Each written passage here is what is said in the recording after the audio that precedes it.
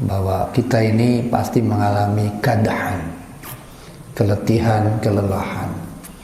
Tapi insya Allah ujung dari keletihan, kelelahan itu adalah tadi lisa'yiha radiyah, pasti mengalami kepuasan, ketenangan.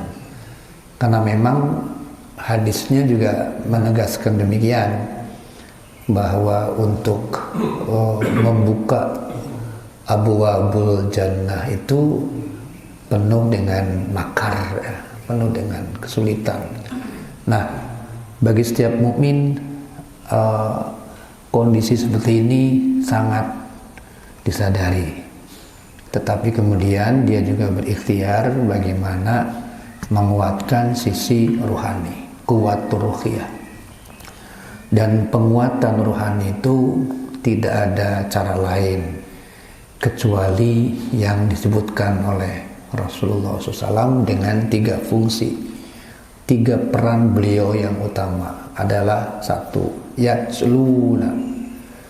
Beliau yatlu membacakan, melantunkan ayat-ayat Allah secara sustain, ya, terus menerus. Yang kedua, yuzakkihim, membersihkan, menjernihkan, terus juga menerus, tidak boleh berhenti. Dan yang keempat, yu'allim. Nah, yu'allim inilah yang disebut ta'lim. Jadi 3 peran dan tugas utama beliau itu seharusnya kita lakukan sampai hari ini, tidak boleh berhenti. Bahwa kembali ke yang tadi, kita akan mengalami keletihan, kelelahan, itulah dunia, pasti mengalami semacam itu. Kata Syekh Ibnu Athaillah, hakikat dunia itu ya susah payah. Dan saya kira ayatnya juga sudah dikenal kan, walaqad khalaqnal insana fi kabad. Itu menggambarkan bahwa Allah menciptakan manusia itu pasti berpayah-payah di dunia ini.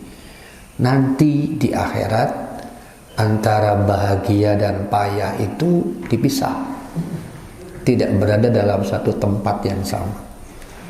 Kalau yang neraka payah terus, itu yang tadi wujuhun khosyi'ah, ya.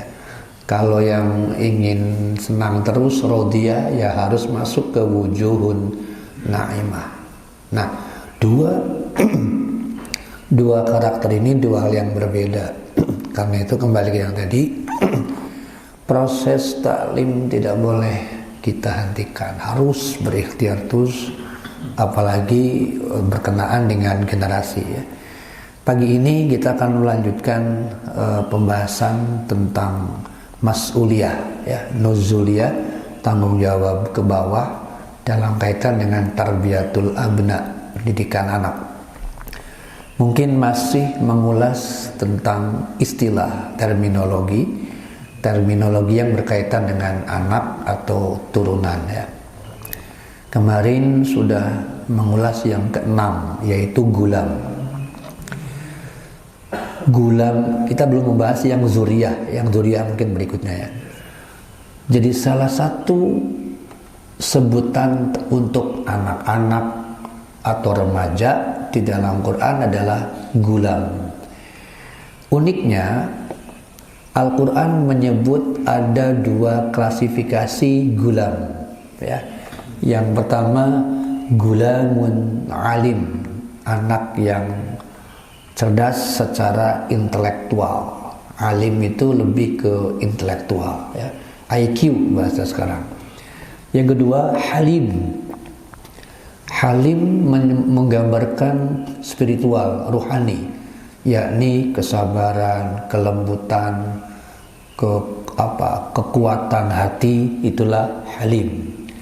Uniknya, apakah istilah ini untuk orang yang sama ataukah berbeda? Kalau kita melihat banyak tafsir, ternyata berbeda penyebutannya, peruntukannya, ya. Antara gulamun alim, anak yang cerdas secara intelektualitas, dengan gulamun halim. Di dalam kalimat gulamun halim ada unsur etikabilitas di sini, bukan semata-mata rasionalitas atau intelektualitas. Kita lihat ayatnya, Pak ya. Gulamun alim itu 2 kali disebut. Pertama, Al-Hijr dan Az-Zariyat menyebut hal yang sama. Ternyata 2 surat ini, baik Al-Hijr 15:53 atau 51:28, itu menunjuk pada Ishak bin Ibrahim. Kalau kita lihat dari periwayatan tentang kisah ini, lahirnya Ishak itu belakangan, selisih menurut Ibnu Katsir, selisih atau rentang waktu usia antara Ismail lahir dengan Ishak kemudian kurang lebih 13 tahun. Selisihnya ya. Selisihnya 13 tahun. Karena Ismail sudah remaja di Mekah, Ishak lahir di Palestina. Kebanyakan riwayat menyebutnya kurang lebih seperti itu.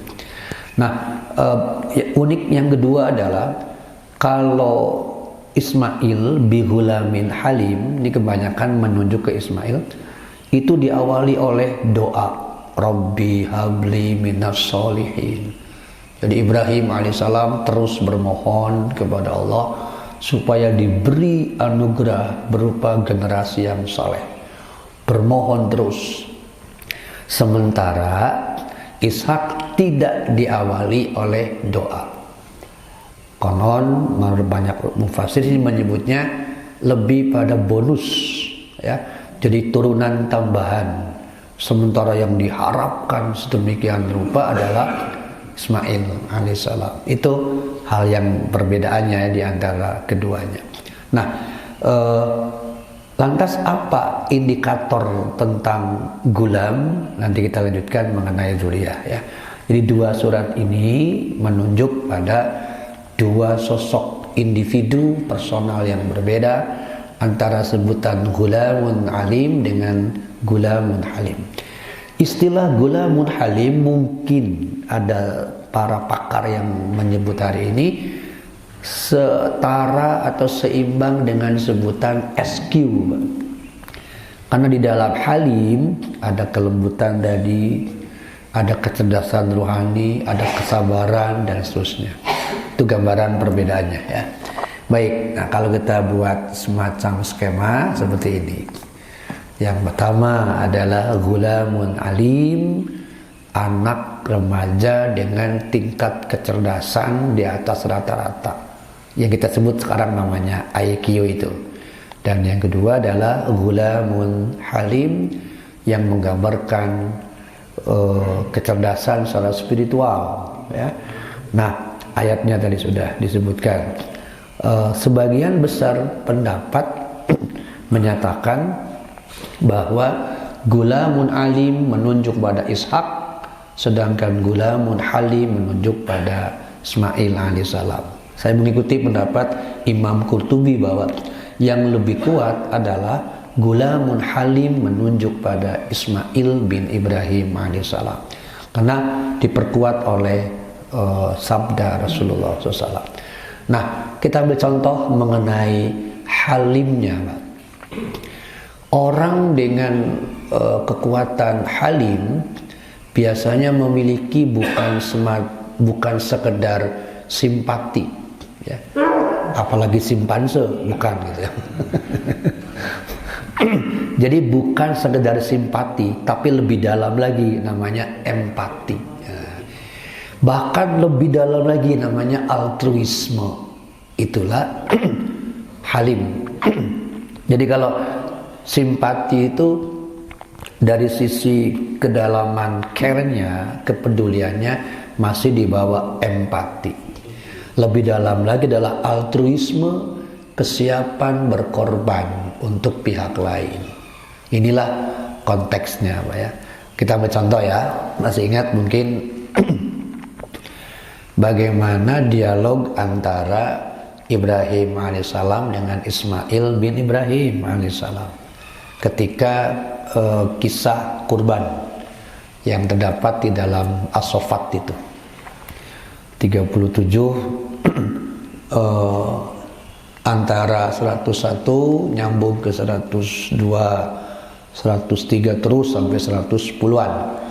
Nah, di dalam 102-nya nanti menggambarkan dialog antara Ibrahim alaihissalam dengan Ishak dengan Ismail tadi. Menariknya, ketika di sini juga ada sisi pelajaran, Pak. Saat usia berapa Ismail dia melakukan dialog Ibrahim melakukan dialog dengan Ismail, Allah menyebutnya dengan ungkapan balagha ma'ahu sa'ya. Jadi falamma balagha ma'ahu sa'ya qala ya bunayya. Ini juga bisa diambil dari sisi ilmu pendidikan, yakni ketika usia berapa seorang ayah harus sering melakukan dialog, membangun dialog interaktif untuk memberi asupan-asupan gizi secara keilmuan maupun secara ruhani tadi ya. Nah, disebutnya dengan kalimat as-sa'ya.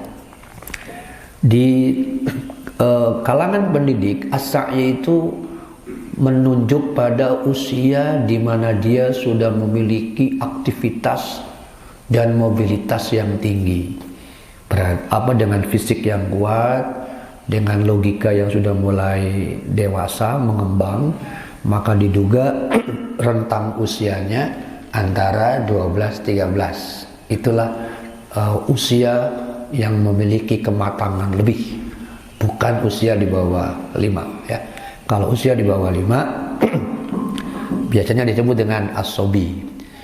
Ketika dialog disampaikanlah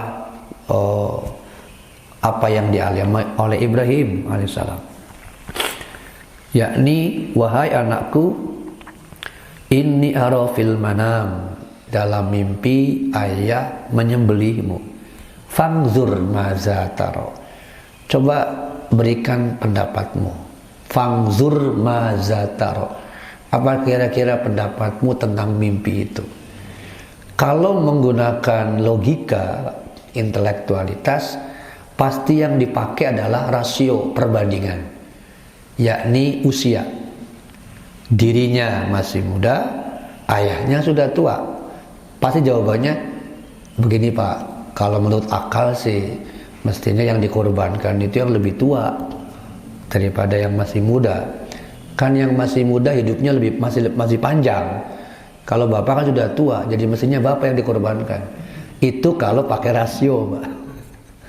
Kalau pasti mengukurnya dengan perbandingan antara dirinya dengan Ibrahim alaihissalam. Tapi yang dipakai bukan rasionalitas, bukan intelektualitas, melainkan etikabilitas, spiritualitas, rohani. Kalau itu perintah Allah, Pak, if'al, kerjakan, gitu. If'al ma tu'mar, kerjakan yang diperintahkan. Jadi substansinya bukan pada perbandingan usianya. Nah, bahkan beliau berjanji, satajiduni insyaallah, ayah akan mendapati saya termasuk orang-orang yang sabar. Bapak dan Ibu yang dirahmati Allah, kembali ke awal yang saya katakan bahwa Rasulullah SAW memiliki peran 3 tadi yang utama ya. Nah, coba kita padukan. Perpaduan antara kedua ini, alim dan halim, tidak bisa dilepaskan dengan proses tarbiyah atau pendidikan, termasuk membangun literasi di dalam keluarga. Nanti berikutnya baru kita akan pelajari ya, bagaimana kita bisa belajar dari Nabi Zakaria alaihissalam, belajar dari Luqman terkait dengan tarbiyatul abna, untuk ya ikhtiar lah ya mendapatkan ini, bagaimana turunan yang alim sekaligus turunan yang halim. 2 hal ini bisa kita lakukan. Jangan sampai seperti ini, Pak. Ini polos sekali, jujur. Saya kutip aja dari dialog Najwa. Dalam dialog najwa ditanya dia, gimana Mas, rumah tanggaan di keluarga Anda, apakah terbiasa dengan masalah baca? Aduh, jujur saja saya ini orangnya malas baca ya. Bayangkan Pak, public figure tetapi lemah dari sisi ini dan terbuka seantero jagat di dunia. Dengan langsung to the point, duh maaf saya nggak biasa baca kecuali komik gitu. Ya Allah ya Rahman. Bayangkan Pak, malas baca tapi jadi orang yang terangkat ke atas dengan ikhtiar tertentu. Bagi saya itu berdampak buruk bagi orang-orang sekarang. Nggak usah pinter-pinter sekolah juga, yang penting punya bapaknya siapa, nanti juga begini. Tuh lihat yang jadi itu menjadi presiden buruk, menjadi presiden buruk sangat fatal, dan ini sulit dihapus dari jejak digital. Nah, nanti nyambung ke sini fufu fafa gitu. Bapak bisa bayangkan, ini kalimat-kalimat yang sudah Masya Allah. Lihat aja Pak, ini sudah luar biasa sebetulnya kata-kata ini. Menurut saya inilah yang menggambarkan gulamun alim gak ada, gulamun halim apalagi. Kenapa? Karena diksi yang dipakai itu mencerminkan wawasan. Ya, kata seorang pendidik ya, atau kita juga bisa mengenali apa yang dia utarakan menggambarkan isi pikiran dan isi hati. Karena itu pada saat dia entah menulis, entah juga mengucapkan sesuatu, itu menggambarkan dua isi tadi. Bayangkan Pak, kalau seperti ini baru sekian ya, dari kata Roy Suryo lebih dari 5.000 postingan yang kemudian kurang lebih dihapus 2.000 postingan, dan semuanya menggambarkan ekspresi yang jauh dari gulamun alim apalagi gulamun halim. Ini sebuah fenomena yang patut diwaspadai. Jadi kalau saya menyebutnya laisa bi ghulamin alim wala bi ghulamin halim, ini bukan atau tidak memiliki gulamun alim atau gulamun halim, karena gambaran yang tadi kosong gitu. Masya Allah, kita prihatin. Nah, mungkin geram dengan situasi seperti itu, kondisi seperti itu, maka seorang sosiolog langsung melakukan revolusi fufu fafa. Saking gregetnya mungkin Pak. Oki Madasari itu langsung greget untuk melakukan ini. Harus dibenahi ini generasi fufu fafa ini. Sangat berbahaya bagi tumbuh kembang anak-anak. Kenapa? Karena mereka akan sulit mengalami pertumbuhan yang disebut nabatan hasanan, pertumbuhan yang baik secara jasmani maupun rohani. Kan Bapak masih ingat kan bagaimana bisa tumbuh kembang secara baik jasmaninya kalau diberi asam sulfat? Itu kan bahaya. Bagaimana bisa tumbuh kembang gitu dengan baik kalau asam sulfat? Sekarang ditambah lagi dengan diksi-diksi semacam tadi, bagaimana bisa tumbuh kembang pikirannya, rasionalnya, moralitasnya. Itu Masya Allah ya. Jadi makanya tadi gerakan revolusi fufu fafa. Baik, sedikit ke sini berkenaan dengan intelijensia, kita akan coba sedikit mendalami tentang ini yang nanti dikaitkan dengan SQ tadi ya. Dulu selama beberapa tahun terkenal dengan standar ukuran kecerdasan itu menggunakan konsep Alfred Binet dan Theodore Simon dengan konsep IQ-nya itu Pak, intelektualitas, intellectual quotient ya. Ini bertahan berpuluh tahun sehingga membuat sebagian orang minder gara-gara persoalan ini. Seolah-olah kalau IQ-nya segini, wah udah hidup itu tidak lagi cerah, tidak lagi hasanah, karena didoktrin sedemikian rupa dengan IQ yang sekian.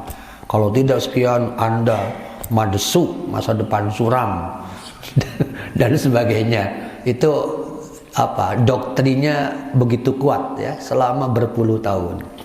Muncul kemudian sekian puluh tahun, penelitian dilakukan misalnya oleh Kate Beasley tahun 87, yang kemudian diekspresikan oleh Daniel Goleman dengan konsep EQ, kecerdasan emosional.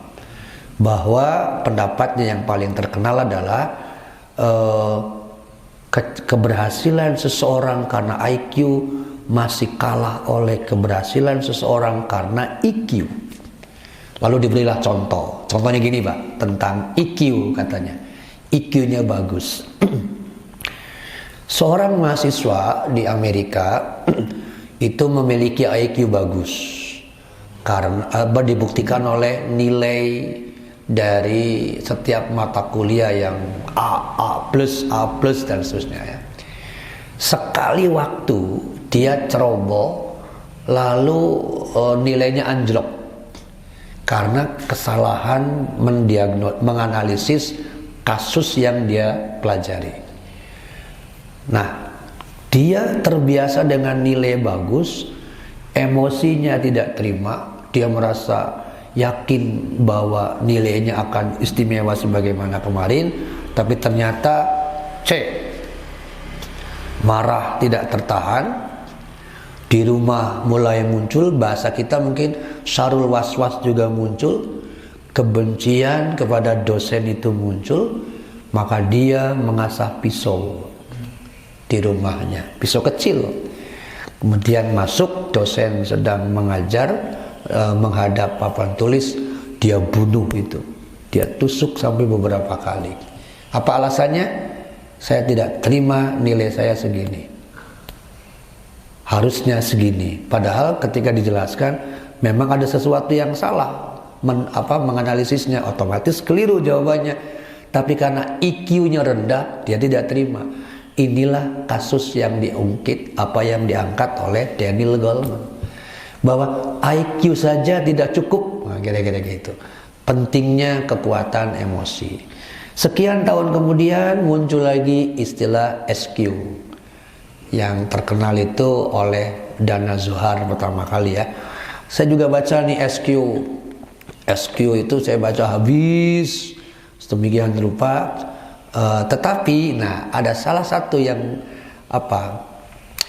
tidak terjawab oleh buku ini, oleh SQ. Maksudnya kalau kita titik tekan SQ itu hanya mengatakan bahwa kita harus berpikir positif, pokoknya selalu positif, merasa juga, feeling juga harus positif, yakin bisa. Pertanyaannya, ketika persoalan sudah positive thinking, sudah positive feeling gitu ya, husnuzon terus, berpikir juga sama, tetapi persoalan masih belum selesai, datang bertubi-tubi, apa yang bisa kita lakukan? Nah, di sini mereka tidak punya kepada siapa kita bergantung dan berharap. Islam punya di situ, Pak. Makanya nanti balik lagi menguatkan atau dalam rangka mewujudkan ghulamun alimun wa halim, remaja yang alim sekaligus halim. Tidak ada cara lain kecuali bagaimana kita mendekatkannya dengan kitabullah. Nah, ini akan banyak yang nanti kita coba kutip ayatnya ya, bahwa sebisa mungkin jangan jauh dari itu, seikhtiar kita dekatkan terus dengan Al-Quran. Insya Allah bagi saya dari begitu banyak ayatnya, kitab Al-Quran itu mubarak, yang diberkahi. Otomatis siapapun yang berdekatan dengan sumber mubarak pasti juga dapat. Ada mukarramah, ada mubarakah, dan seterusnya ya, yang nanti kita ulas lebih jauh tentang itu. Nah, kemudian di Indonesia sebelum sana ya, kritikan oleh Zohar dan Marshall berkaitan dengan otak. Itu menurut dia IQ berpikir linier, logis, tidak melibatkan rasa, kata dia. Jadi percuma saja seseorang dengan IQ tinggi tapi nir empati, misalnya gitu, hilang empati. Nah, termasuk yang kemarin itu kasusnya naik pesawat jet private jet gitunya. Lalu kalimatnya apa? Saya cuma nebeng. Masya Allah, nebeng kok nggak, orang pemiliknya nggak ada. Itu bukan nebeng namanya. Itu juga sama, Pak. Jadi asal jeplak, asal keluar kata-kata itu nir empati. Sementara berapa banyak orang begitu sulit mendapatkan rupiah. Masya Allah, dia dalam waktu sekian jam ratusan juta bahkan miliaran dia habiskan. Itu namanya nir empati, sama dengan tidak ada rasa. Empatinya jangankan altruisme, empati saja nggak ada. Itu menggambarkan rendahnya SQ tadi. Itu kata Ghazali ya, IQ berpikir asosiatif, membangun hubungan antara sesuatu hal dengan sesuatu yang lain. Biasanya kemampuan menghubungkan sesuatu ini akan menjadi pendorong untuk mau melakukan sesuatu berulang-ulang. Nah, mungkin kalau konsep Sunda ada tiga istilah, Pak ya, yang sebetulnya mirip. Keyeng, mayeng, pareng. Keyeng, mayeng, pareng. Apa itu keyeng? Keyeng itu willingness, kekuatan, keinginan yang kokoh, antusiasme, itu keyeng, Pak. Itu kuat sekali, keinginannya kuat untuk meraih sesuatu. Jadi ada optimisme di situ, namanya keyeng. Nah, kalau mayeng, kontinuitas, keberlanjutan, sehingga berulang-ulang pun tetap dia nikmati tanpa ada cemooh pada kondisi yang dia alami. Itu namanya mayeng. Atau lazim juga ada istilah lain yang mirip, dilekenan, lek-lek, meskipun mungkin letih, enggak, dia nikmati saja. Karena ada kenikmatan, ada enjoy di situ, maka lahirlah mayeng. Nah, kalau keyeng dan mayeng, keinginan kuat dan keberlanjutan dilakukan terus-menerus, dapatlah pareng, yakni meraih. Mirip dengan manjadda wajada. Siapa yang bersungguh-sungguh, dia akan memperoleh. Yang ketiga, kritikannya SQ. Muncullah kemudian SQ, mencakup semua kecerdasan yang dimiliki manusia. Jadi penggabungan antara IQ dan EQ. Pertanyaannya, didapat dari mana untuk bisa menggabungkan ketiganya? Saya mengikuti pendapat Ibnu Khaldun. Kata beliau gini, Pak. Kalau orang-orang Yunani ada istilah eureka. Eurekanya itu diperoleh dengan cara mengamati sesuatu, kemudian terus berpikir, lalu menemukan ide, gagasan-gagasan tertentu. Nah, kalau Ibnu Khaldun, untuk mendapatkan gagasan atau ide-ide kreatif justru dari Al-Quran. Apa kata beliau? Kalau saya buntu pikiran, stuck of thinking, katanya, aku ambil air wudhu, aku buka Al-Quran, aku baca Al-Quran. Lalu di situ Allah memberiku ide-ide. Sebuah contoh gini, Pak. Penemuan jam, ya, penemuan jam. Itu kan bermula dari Quran atau hadis yang menerangkan masalah waktu sholat. Ya, kita tahu Jibril mengajak Rasulullah SAW sholat berjamaah. Ini hadisnya di dalam Sahih Muslim ada, Pak ya.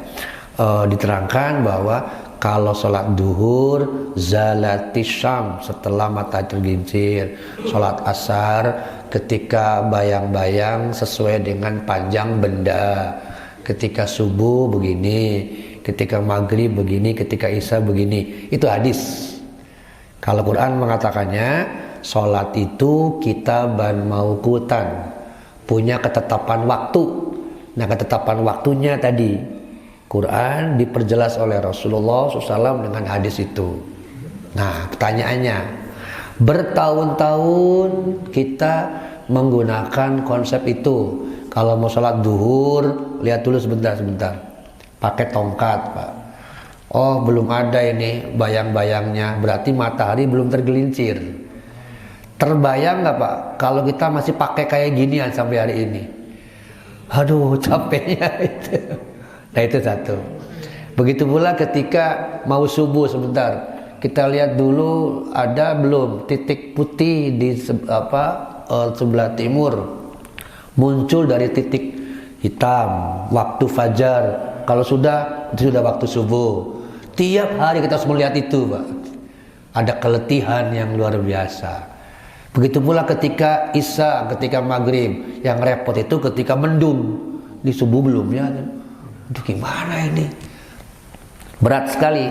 Nah, kemudian para ilmuwan intelektual muslim mengubah hadis itu, menghitung bagaimana menetapkan waktu sholat dengan trigonometri yang derajat. Oh, ketika matahari tergelincir, dihitung secara derajatnya sekian derajat, ukurannya jam 12 sekian lebih. Nantinya gitu ya, diukur. Tadi matahari ketika tergelincir itu berapa derajat dari larangan sholat. Apa larangan sholatnya? Ketika matahari sedang di puncak itu dilarang.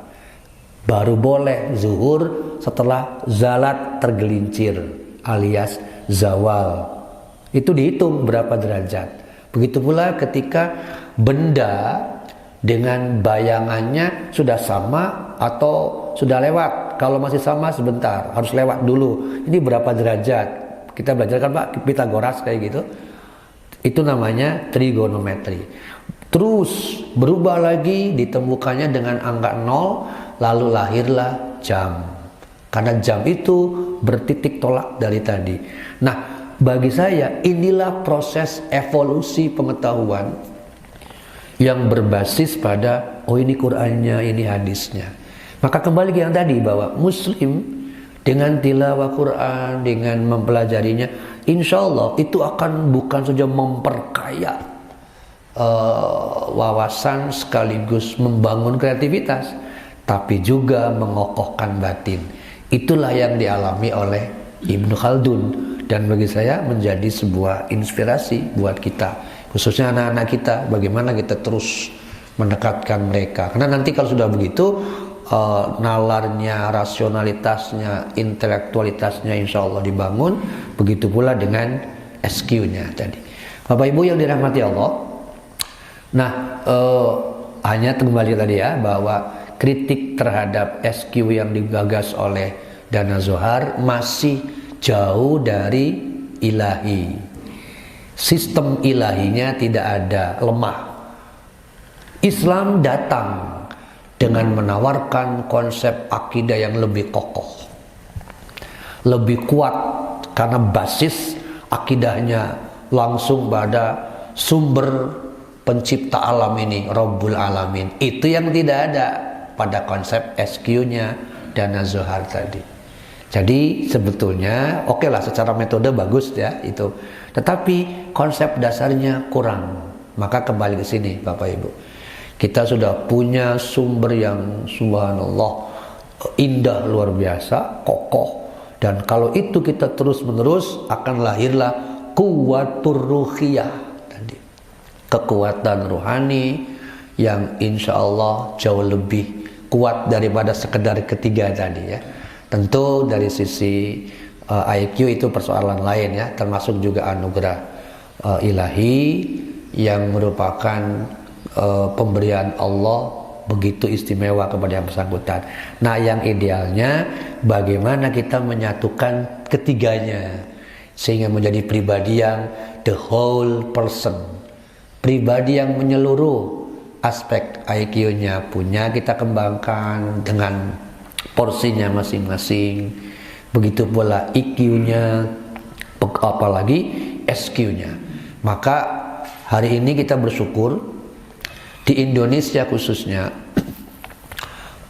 seiring dengan pertumbuhan kelas menengah kalangan muslim yang cukup tinggi dibanding dengan sebelum tahun 70-an, maka tumbuhlah kemudian sekolah-sekolah yang mencoba untuk memadukan konsep ini kan, bagaimana menguatkan SQ-nya dengan konsep pendekatan Qur'aninya. Di mana-mana kan namanya IT biasanya ya, SMP IT, SD IT, SMA IT, Islam terpadu.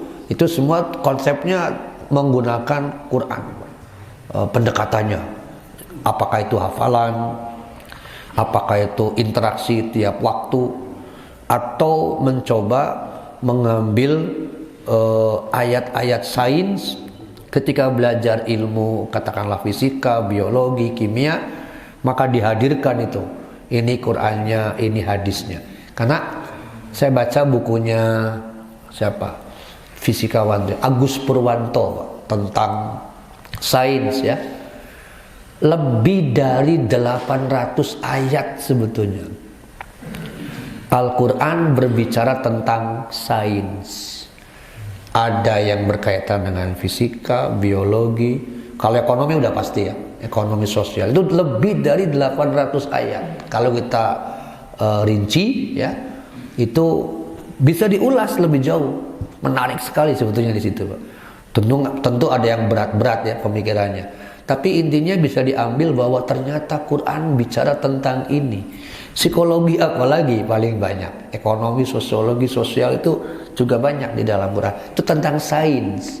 Nah, ada satu sekolah yang ada di dekat Ngawi itu ya, Sragen kalau nggak salah. Beliau digagas oleh Agus Purwanto tadi untuk melakukan pendekatannya langsung ke Quran. Jadi anak-anak yang di situ tuh terpilih ya, dan pembelajarannya selalu dengan Quran. Misalnya belajar ini fisika, langsung sudah dibuat dulu, dikompilasi ayat mana saja, surat apa saja yang berbicara tentang sains. Sehingga ketika misalnya belajar ekonomi, sudah disiapkan ayat-ayatnya ini dibahas. Ketika belajar tentang biologi, anak juga disuruh menghafal ayat-ayat yang bisa tentang biologi. Jadi intinya targetnya ini. Itu ada, saya lupa nama sekolahnya ya, pokoknya di Sragen kalau nggak salah, sebelum ke Ngawi ya. Itu idealisme dari Agus Purwanto tadi untuk mendalami bagaimana Quran itu harus bersatu dengan target melahirkan ulama intelektual ulama, kira-kira gitu Bapak Ibu. Baik, kita lanjutkan. Itu tentang gulam ya, istilah gulam. Nah, yang ketujuh terakhir adalah terminologi tentang anak di dalam Islam, di dalam Quran adalah zurriyah. Apa bedanya dengan aulad? Beda. Kalau aulad itu anak dalam arti orang yang dilahirkan langsung. Tapi kalau dzurriyyah lebih luas daripada itu. Menjangkaunya lebih ke sana. Bisa cici, bisa cucu, bisa cici terus sampai ke belakang. Itu namanya dzurriyyah. Al-Quran menyebut kata dzurriyyah 32 kali. Yang nanti kalau dibagi diklasifikasikan menjadi dua, Pak. Jadi kata dzurriyyah dari kata zarro yang artinya kelembutan atau persebaran, maka disebut dzurriyyah, memberi isyarat bahwa orang tua harus bersikap lemah lembut kepada anak-anaknya. Disinilah nanti kita akan bongkar hadis-hadisnya ya. Misalnya contoh bersikap lemah lembut begini. Rasulullah SAW di tengah-tengah para sahabat mencium kening Fatimah, Az-Zahra radhiyallahu anha. Nah, kemudian ada seseorang yang nyeletuk, Emang harus begitu ya Rasulullah? Ya. Nanti mungkin Bapak pernah dengar hadisnya. Malam yarham wala yurham. Orang yang tidak pernah menumpahkan kasih sayang tidak akan disayangi. Ketika sabda itu keluar, beliau melakukan tindakan lebih dulu tadi Pak, mencium kening Fatimah. Nah ada yang nyetuk ya Rasulullah, saya punya anak 9, belum pernah satupun dari mereka yang saya cium. Keluarlah kata-kata itu. Jadi kelemah lembutan kepada anak, kepada cucu juga, itulah yang disebut zurriyah. Maka seyogyanya ya kita hari ini menampilkan seperti itu ya, kelemah lembutan zuriyah. Baik, di dalam Quran inilah beberapa contoh yang menunjukkan zuriyah Pak. Pertama Al-Imran. Surat ini menunjukkan bahwa ba'duha min ba'din, sebagian orang atas sebagian yang lainnya sejatinya memiliki keterkaitan nasab atau zurriyah. Antar nabi begini.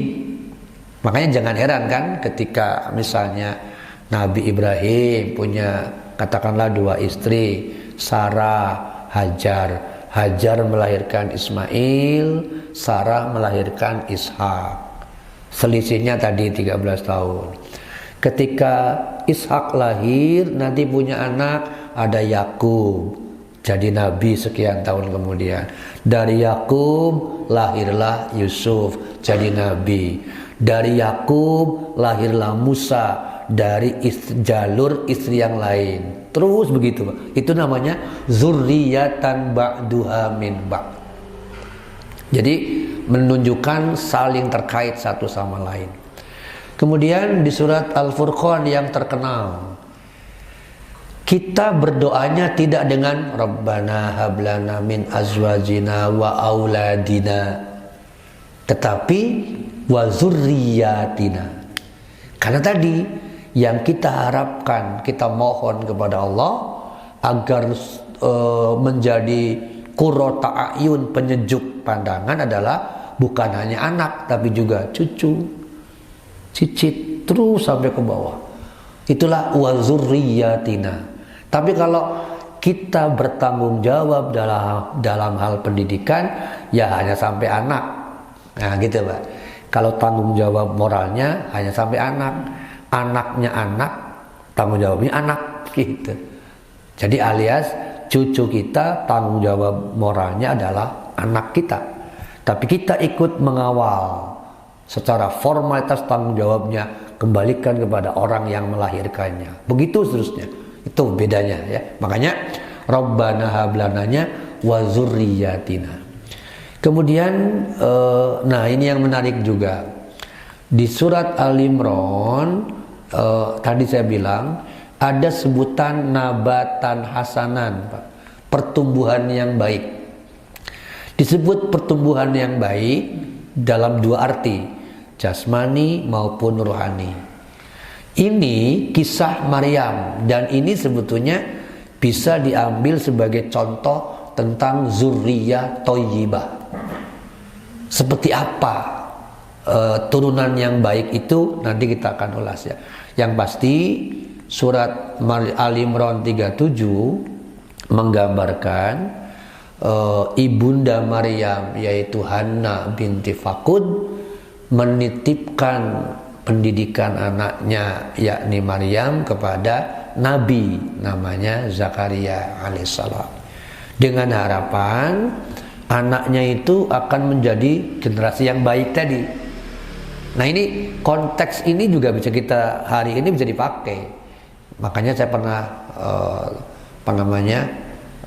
baca beberapa kiai itu, kiai anaknya dititipkan ke kiai lain, titip tolong ajari anak saya ini. Itu konteksnya Pak, nitip ya, saya tolonglah ajarkan. Jadi kita harus memahami betul siapa yang bersangkutan, bagaimana proses pembelajarannya, metodenya dan sebagainya, supaya apa? Mendapatkan nabatan hasanan. Oke. Kemudian surat An-Nisa ada kalimat zuriyatan di'afan. Sebentar. Ketika Zakaria alaihissalam melihat Maryam mengalami keistimewaan perilakunya, di sisi lain Nabi Zakaria belum punya turunan, maka Nabi Zakaria bermohon terus, Rabbi habli min ladunka zurriyatan thayyibah. Ya Allah, anugerahilah hamba keturunan yang baik. Karena inspirasinya ada pada Maryam gitu, Pak. Maryam mencerminkan sosok perempuan yang, anak perempuan yang sangat ideal, ibadahnya bagus, sehingga dikirimi terus oleh Allah berupa rezeki. Disitulah Nabi Zakaria berharap punya anak seperti itu, maka berdoalah, Rabbi habli min ladunka zurriyatan thayyibah. Terus apakah sebatas doa? Enggak. Nanti akan kita lihat di surat lain upaya atau metodologi pembelajaran, pengajaran, pendidikan yang ditempuh oleh Zakaria sehingga menghasilkan anak namanya Yahya alaihissalam. Nanti kita lihat nanti ya. Kemudian istilah lain yang merupakan lawan adalah zurriyatan di'afan, generasi lemah. Generasi lemah ini mungkin dalam istilah kalangan pendidik namanya the lost generation, Pak. Generasi yang hilang. Ini berbahaya sekali kalau kembali ke tadi ya. Kalau generasi fufu fafa itu dibiarkan, itu bahaya sekali. Maka tadi Oki Madasari mengalami greget sehingga melakukan konsep kita harus melakukan revolusi fufu fafa. Karena dikhawatirkan ini yang munculnya zurriyatan di'afan gitu, generasi yang lemah. Nah, ayat ini surat Maryam adalah contoh generasi yang baik karakternya. Nanti kita ulas ini ya. Al-hukma, hananan, zakatan, taqiyan. Ini paling tidak 4 karakter di samping yang lain nanti yang dimiliki oleh generasi yang baik. Bagaimana pendekatannya, bagaimana polanya, itu yang akan kita ulas nanti. Bapak Ibu yang dirahmati Allah, yang perlu kita waspadai adalah lahirnya zurriyatan di'afan, generasi yang lemah, yang nanti pada ayat lain dirinci karakternya seperti apa. Yang pasti Allah mengingatkan kita lewat ayat 9 ini. Wal yakhshalladzina law taraku min khalfihim. Hendaknya kita punya rasa khawatir, rasa takut kalau di belakang kita lahirlah keturunan-keturunan kita yang lemah. Namanya sebutannya zurriyatan di'afan. Terus kekhawatiran itu harus diantisipasi melalui tindakan apa? 2 ini nanti kita bisa ulas. Falyattaqullah, orang tuanya harus takwa dalam pengertian utuh ya. Begitu pula wal yaqulu qaulan sadidan, membangun komunikasi untuk mendidik dia, mengawal dia, menjelaskan. Ini konteksnya, Pak. Jadi anak menantu sama anak kandung apalagi. Kita bangun 2 pola ini. Falyattaqullah, langkahnya seperti apa? Mungkin itu sudah pembahasan lanjutan nanti praktisnya. Begitu pula dengan komunikasi. Jadi wal yaqulu qaulan sadidan bukan semata-mata yang kalimat yang bersifat imperatif, perintah. Salat, bukan. Ada pola lain. Nah, pembelajaran itulah, taklim itulah salah satunya untuk melakukan qaulan sadidan. Bapak Ibu, kenapa kita mesti mengantisipasi itu? Karena ini dari sisi disebutnya bonus demografis, Pak. Sedemikian besar jumlah milenial. Bukan saja milenialnya ya, Gen X, Gen Z. Mungkin kita kan masuk sini, Pak ya. Baby boomer kan kita. Bapak saya ke atas lah, bapak-bapak. Ini baby boomer masuknya. Karena kelahirannya 70 ke bawah. 60, 50 kan. Itu generasi baby boomer namanya. Nah, jumlahnya itu luar biasa besar. Milenial besar, Gen X besar, Gen Z besar. Ini punya karakter sendiri-sendiri. Mungkin nanti saya coba rangkum ya, apa sih karakter milenial Z itu, masa lahirnya apa. Minimal kita tahu, oh ketika ngobrol dengan cucu sebagaimana ya. Karena kita pasti ke sana nanti arahnya. Jadi pertumbuhan yang sangat tinggi khususnya di kita, ditambah dengan jumlah usia produktif yang persentasenya besar.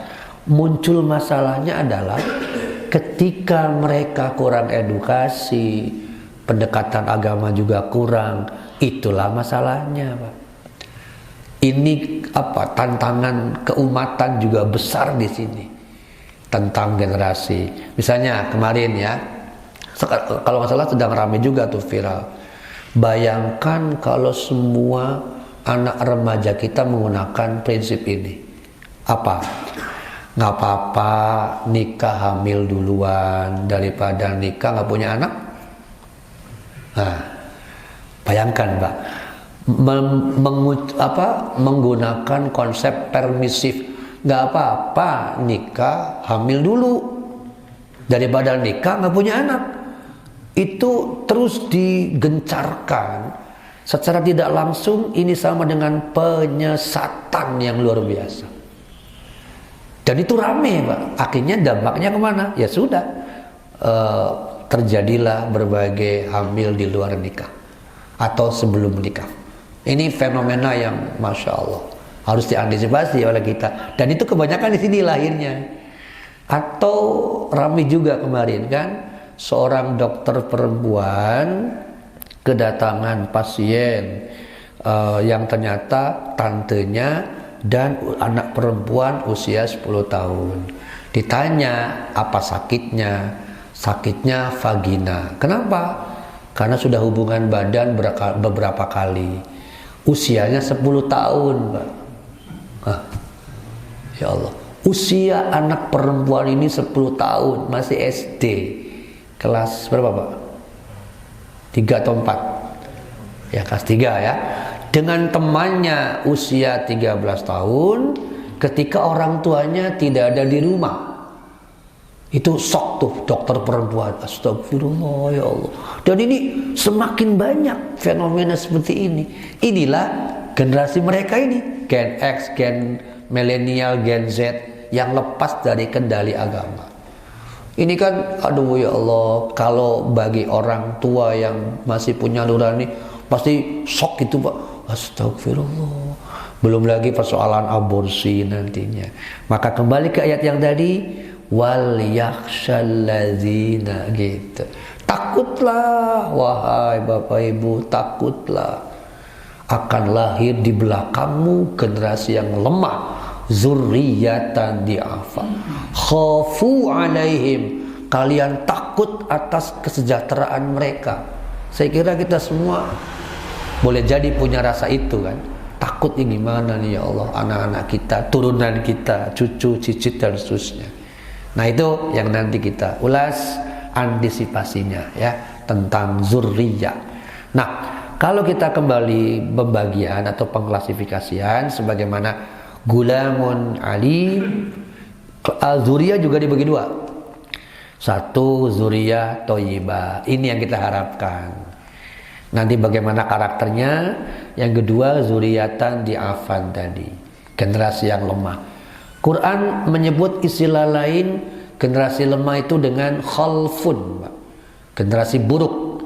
Jadi kalau bahasa kerennya bad boys, itu generasi buruk maksudnya. Di'afan, indikasinya apa? Ada, nanti kita ulas ya, berikut antisipasinya. Jadi ini contoh-contoh generasi. Nah ini mim ba'dihim khalfun. Jadi khalfun itu generasi buruk, generasi pelanjut yang buruk perilaku, sebetulnya sama dengan generasi yang lemah, di'afan. Lawannya generasi yang baik, zuriyatan thayyibah.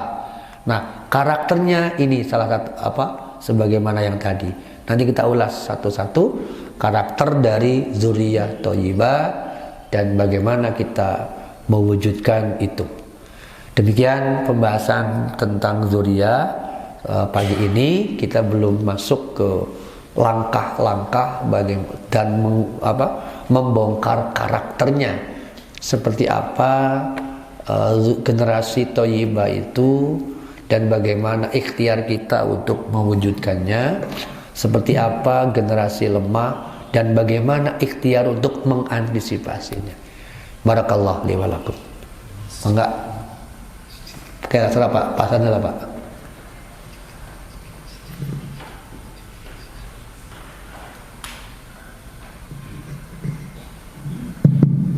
Terima kasih Pak Ustaz.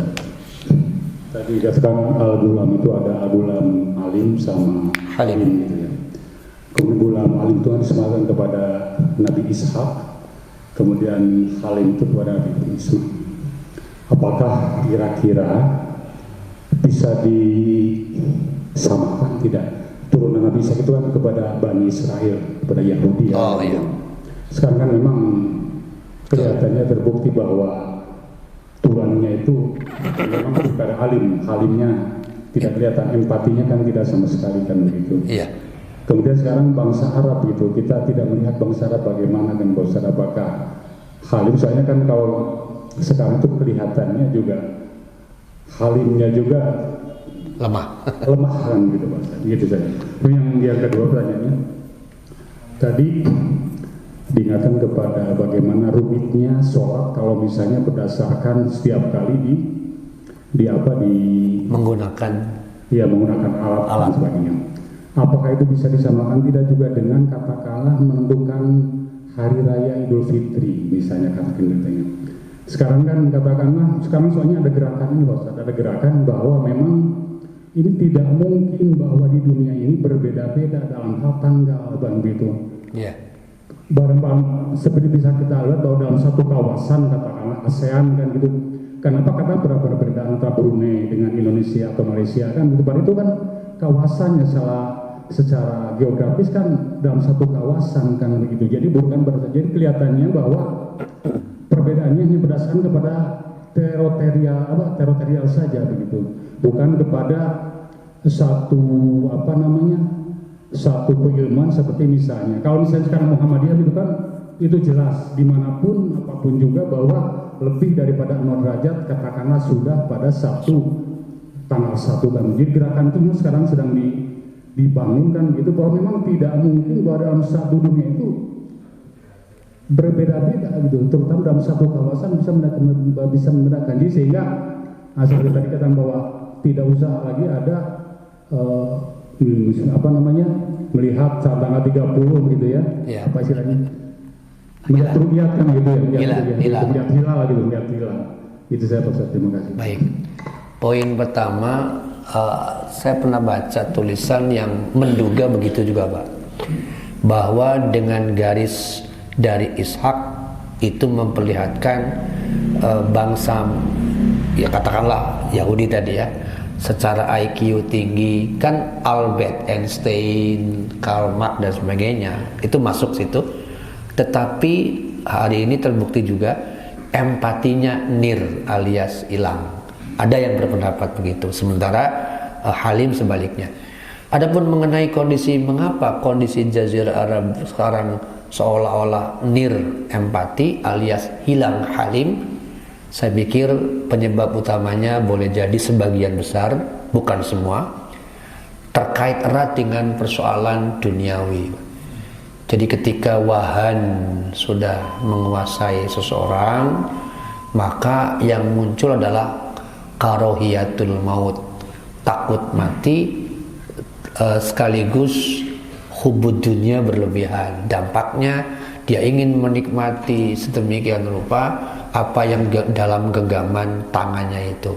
Dampaknya tidak peduli pada persoalan umat. Itu yang dikhawatirkan untuk poin pertama. Poin kedua mengenai penentuan tadi, ada 2 poin. Pertama, kalau kita mengikuti Al-Baqarah yang berkenaan dengan hilal saum Ramadan, ada kalimat man syahida minkum musyahro. Kalimat minkum menjadi bukti bahwa tidak perlu setiap individu muslim harus mengerti ilmu falak, tapi cukup diwakililah. Nah, pertanyaannya muncul yang kedua, kenapa begitu sulit ya para gitu ya. Karena kita yang awam kan minkum, udahlah saya wakili aja, silakan. Kita nggak ngerti masalah itu, samina wa ta'na, tapi tolonglah sepakat atuh gitu ya. Nah itu sudah mewakilkan dalam hal ini ya Amir, tolonglah disepakati para petinggi bagaimana mencari titik temu berkenaan dengan derajat itu.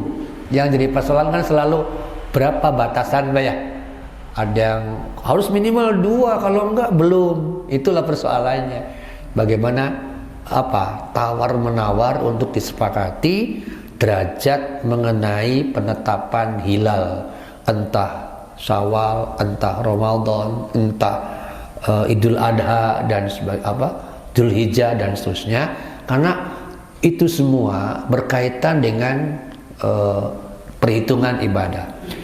Al-Quran menyebutnya bulan dan matahari itu bukan semata-mata berkenaan dengan tanda kekuasaan Allah, tapi ada hubungan dengan al-hisab, al-mawaqitu, ya, penetapan waktu-waktu sholat atau ibadah-ibadah yang lain.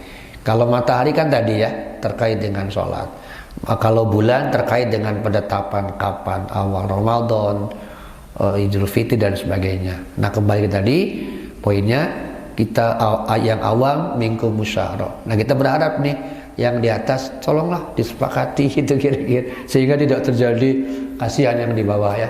Ketika Idul Fitrinya belum beda gitu. Itu persoalan serius sebetulnya Pak. Mudah-mudahan ada titik temu nantinya di atas sana ya. Begitu barangkali, Allah alam. Mengapa Pak Enam? Oh, terima kasih. Sedikit bahwa manusia itu adalah dari satu yang pertama, yaitu Adam. Jadi secara general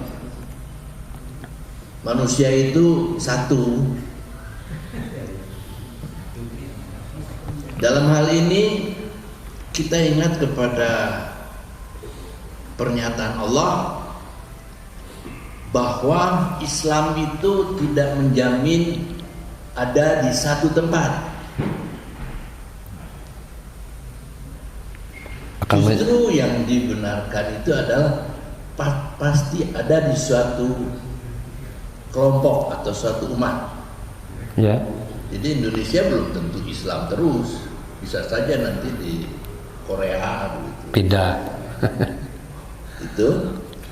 Jadi dalam hal ini yang ingin saya tanyakan adalah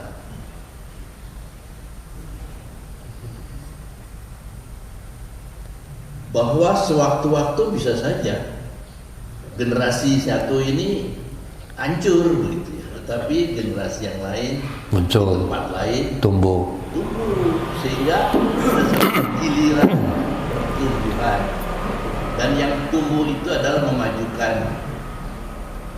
IQ atau EQ atau apa dan seterusnya. Begitu singkatnya Pak Ustadz. Ya, baik. Oke, ada 2 poin yang saya tangkap mengenai nafsun wahidah. Yang pertama, yang kedua berkaitan dengan pergantian generasi, tumbuh kembang generasi. Ini ada hubungannya dengan surat Al-Maidah nanti ya, poin yang kedua. Yang pertama, surat An-Nisa menyebutnya ayat 1, alladzi khalaqakum min nafsin wahidah. Kalimat min nafsin wahidah tidak ada perbedaan di antara mufassir menunjuk pada Adam. Makanya disebut Bani Adam, bukan Bani Kiroda, bukan Bani monyet gitu. Jadi Kiroda itu monyet, kecuali Charles Darwin mungkin ya, yang turunannya menyebutnya begitu. Yang pertama, di dalam Quran sebutan manusia itu cukup banyak ya. 4 antara lain yang terkenal: insan, anas, bashar, dan bani Adam. Istilah untuk menyebut manusia. Mungkin lain waktu ya. Yang pasti 4 itu. Yang kedua, Bahwa boleh jadi Islam hilang di sebuah tempat, mungkin, bukan tidak mungkin. Sangat bergantung pada apakah orang-orang Islam yang ada di dalamnya ada yang care, peduli atau tidak. Ketika dalam sebuah kaum mereka berhenti untuk membela Islam, kita bahas dulu yang sudah pernah kita dulu bahas, Islam itu nggak perlu dibela, gitu kan?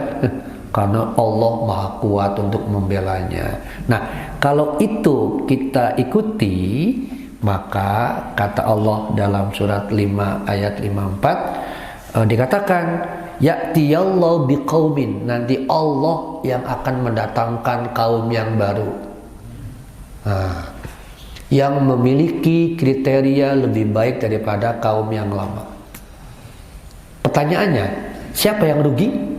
Kita yang muslimnya tidak mendapatkan apa-apa karena mengaku muslim tapi tidak membela agama kita dengan dalih tadi, itu kan sudah ada Allah yang membela. Kita ini apa sih? Ya udah serahkan saja. Kitanya punya kontribusi, mestinya begitu. Jadi sekecil apapun kontribusi kita terhadap i'lali kalimatillah dihitung di situ. Jadi bagi saya mengembangkan ilmu taklim itu sebetulnya bagian dari ikhtiar kita untuk membela agama. Bahasa surat Al-Fatnya menggunakan kalimat ini, satu, tu'azziru, dukung itu Rasul, tuwakiru, kokohkan dia. Nah, itulah konsep yang mestinya kita munculkan. Jadi sekali lagi, Islam bisa hilang di sebuah tempat, bisa, termasuk di Indonesia. Tapi yang rugi adalah kitanya yang nanti disalahkan oleh Allah. Kenapa lo diam aja? Itu yang mesti kita antisipasi, Pak. Begitu barangkali. Allah. Mengapa? Bagaimana mensinergikan pendidikan anak versi generasi sebelumnya dengan versi generasi sekarang. Saya mengamati bahwa pendidikan ini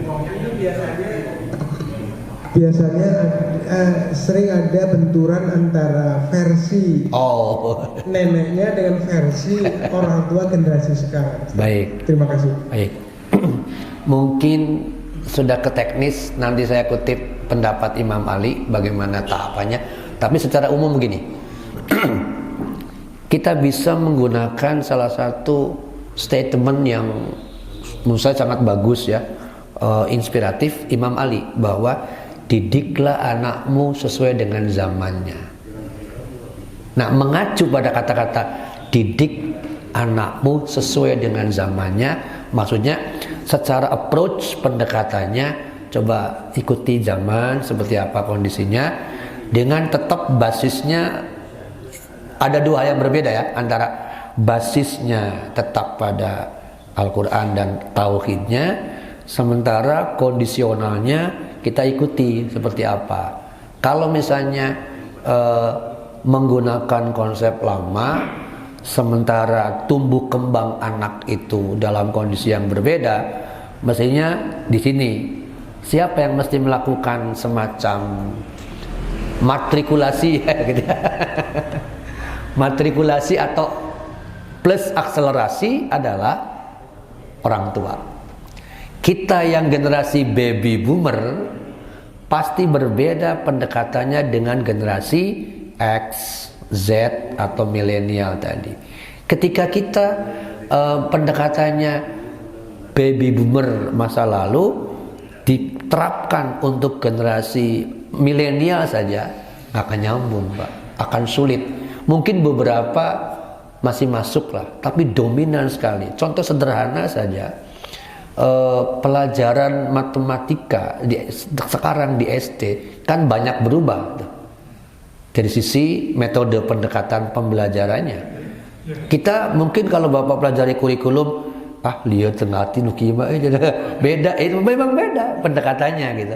Itu SD, apalagi yang berikutnya. Jadi poin pertama, kita generasi baby boomer barangkali legowo Ikhlas, coba mengikuti seperti apa tanpa menghilangkan basis ya. Yang kedua, bagi saya tetap kitabullah dan Rasul, sunnah Rasul harus menjadi basis, Pak, sumber pertama, referensinya untuk didekatkan dengan itu. Makanya penelitian menunjukkan bahwa ketika seorang anak itu, ini pengalaman juga ya, ada penelitian, ketika seorang anak yang sedang masa golden age antara 0 sampai 7 kemudian sudah bisa baca Al-Quran, itu jauh lebih mudah membaca Latinnya. Literasi akan terbangun lebih mudah daripada Latin dulu bisa, Quran belum. Jadi saya pengalamannya sebaiknya Quran dulu bisa baca, dari 3 tahun itu sudah bisa A, Ba dan seterusnya. Nanti ketika 4-5 tahun itu ternyata lebih katanya. Dan ternyata ya sedikit banyak lah pengalaman, bisa lebih mudah membentuk karakter, Pak, daripada orang anak itu udah bisa Latin tapi dibiarkan Quran belum bisa baca. Ini sulit nantinya pada tumbuh kembang anak yang bersangkutan. Itu kira-kira pembahasannya, Pak. Jadi yang melakukan matching service orang tua ngalah lah gitu, ikuti perkembangan zaman. Jadi kalau matchingnya sebetulnya dari sisi, pada umumnya kakeknya dari sisi laki-laki, dia bisa memahami ibu yang bilang biasanya ibu ini yang mungkin banyak perasaan, apalagi dia membandingkan dengan kondisi dia dulu didikan orang tua ya. dan sebagainya. Nah, biasanya seorang ayah atau kakek ini yang menjadi mediator, memang bagaimana menjembatani antara bagaimana maunya si nenek dan bagaimana maunya si ibu. Ya, betul, Pak. Nah, mengapa itu beda? Kembali pada karakter perempuan laki-laki. Dalam buku psikologinya Kartini Kartono, Psikologi Wanita, itu 2 jilid tuh, saya baca juga. Itu enak tuh, digambarkan bahwa kecenderungan perempuan emosional, rasa, kecenderungan laki-laki rasional. Kita kan semua rasional, Pak. Nah, bagaimana terjadi titik temu antara rasional tetap ada tanpa mengabaikan emosional. Di sisi lain, emosional juga tetap dibutuhkan untuk mengimbangi rasional. Kenapa? Peneliti psikolog ya peneliti, namanya James Singer, pernah melakukan penelitian mengenai mana yang lebih efektif hasil dari perkembangan tumbuh kembang anak yang diasuh oleh single parentsnya seorang ibu dengan single parent seorang ayah. Ternyata anak yang kreatif diasuh oleh single parent ibu, bukan ayah. Oh, gitu ya? Itu. Bab di satu sisi kesan yang muncul, emosi ibu itu keliru kan, salah. Ternyata hasilnya bagus dibanding dengan bapak tunggal ngasuh anak, itu kurang perhatian biasanya, Pak. Saya kira pengalamannya kurang perhatian, kurang dekat. Tapi oleh ibu itu beda. Itu sisi kreativitasnya. Itu hasil penelitian. Jadi unik juga gitu gambarannya. Demikian barangkali. Baik, kalau tidak ada, sementara sampai di sini kita lanjutkan kembali insyaallah. Mudah-mudahan ini bisa untuk membentengi anak-anak turunan kita ya. Karena bagaimanapun kita tidak boleh sekedar berdoa Rabbana hablana min azwajina wa dzurriyyatina qurrata a'yun dan sebagainya. Tidak, itu juga harus, tetapi knowledge, wawasan dan pengetahuan mengenai pendekatan seperti apa untuk bisa mewujudkan generasi yang qurrata a'yun juga penting kita pahami. Barakallah li wa lakum, mudah-mudahan Allah memberkahi kehidupan kita dan keluarga kita. Subhanakallah bihamdika, asyhadu an la ilaha illa anta, astaghfiruka wa atubu ilaik. Alhamdulillah. Assalamualaikum warahmatullahi wabarakatuh.